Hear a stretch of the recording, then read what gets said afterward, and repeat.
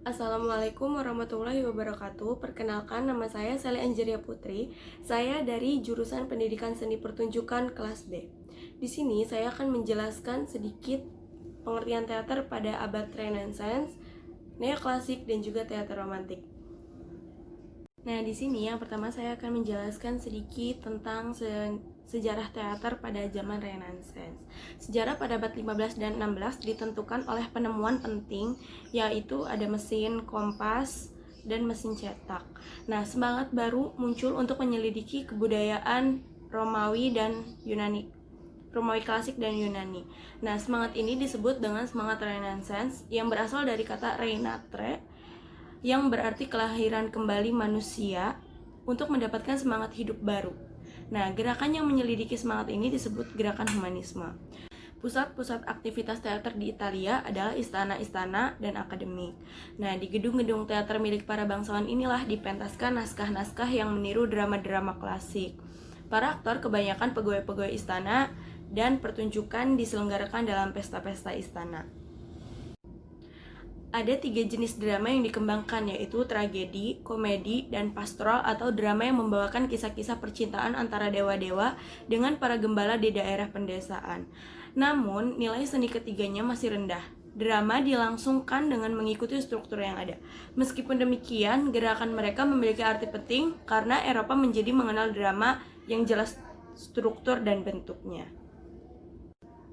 Nah, yang selanjutnya ada ciri-ciri teater zaman Renaissance, yakni yang pertama, naskah lakon yang dipertunjukkan meniru teater zaman Yunani klasik.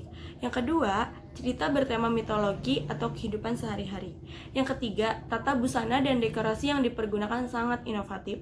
Yang keempat, pelaksanaan bentuk teater diatur oleh kerajaan maupun universitas.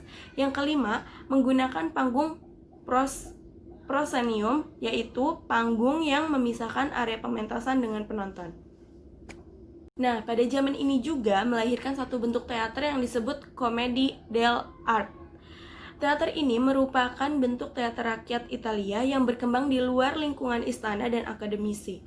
Pada tahun 1575, bentuk ini sudah populer di Italia, kemudian menyebar luas di Eropa dan mempengaruhi semua bentuk komedi yang diciptakan pada tahun 1600. Nah, ciri-ciri khas yang dimiliki oleh Commedia dell'arte adalah satu, para pemain dibebaskan berimprovisasi mengikuti jalannya cerita dan dituntut memiliki pengetahuan luas yang dapat mendukung permainan improvisasinya.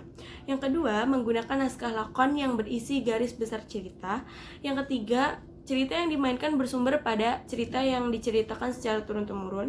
Nah, yang kelima, peristiwa cerita berlangsung dan berpindah secara cepat. Yang keenam, terdapat 3 tokoh yang selalu muncul, yaitu tokoh penguasa, tokoh penggoda, dan tokoh pembantu. Nah, yang ketujuh, tempat pertunjukannya di lapangan kota dan panggung-panggung sederhana. Nah, yang kedelapan atau yang terakhir, setting panggung sederhana, yaitu seperti rumah, jalan, dan lapangan.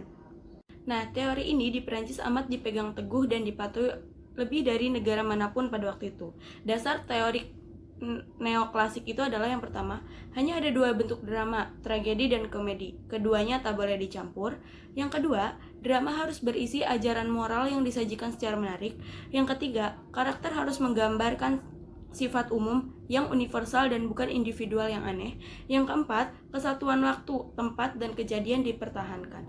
Para penulis yang terkenal diantaranya ada Pierre Corneille pada tahun 1606 sampai 1684, ada Jean Racine tahun 1639 dan sampai 1699, dan juga ada Molière. Nah, yang terakhir atau yang ketiga ada teater aliran romantik.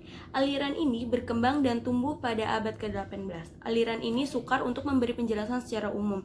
Namun yang jelas drama romantik juga bertentangan dengan drama aliran klasik. Nah, mereka tidak mematuhi hukum-hukum drama yang tetap. Nah, ciri-ciri aliran romantik ini adalah yang pertama, kebebasan bentuk.